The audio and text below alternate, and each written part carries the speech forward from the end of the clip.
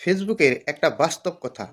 ফেসবুকে যারা নতুন ক্রিয়েটর, যারা হিংসা করে তাদের কিন্তু এইখানে জায়গা নাই। এটা কিন্তু বাস্তব। কেন? আমি সত্য একটা উদাহরণ দিতেছি।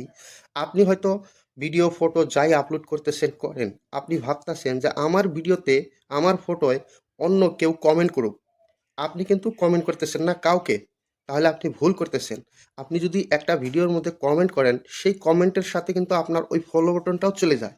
তারপর আপনার প্রোফাইলের যেটা ফটো বা লোগো সেটাও কিন্তু চলে যায়। কেউ না কেউ, কেউ না কেউ আপনার সেই প্রোফাইলের মধ্যে ক্লিক করবে, নাইলে আপনার কমেন্টের মধ্যে ক্লিক করবে, নাইলে আপনার ফলো বাটনে ফলো করবে। এইবার যদি আপনার প্রোফাইলে কেউ ক্লিক করে তাহলে কিন্তু সমস্ত আপনার ভিডিও, ফটো, টেক্সট এগুলো কিন্তু দেখতে পারবে। তাহলে আপনার লাভ আছে কিনা? আপনি যদি এই ভিডিও ধাক্কা দেন, দেন অসুবিধা নাই। তবে আরেকটা কথা ছোট্ট শুনে যান। ফেসবুকে কিন্তু ১০০ বার বলতেছে যে আপনার এনগেজমেন্ট আপনি কাউকে কমেন্ট কইরেই তৈরি করতে পারবেন। যখন আপনি কমেন্ট করে এনগেজমেন্ট তৈরি করবেন তখন কিন্তু আপনার রিচ অটোমেটিক বাড়বে।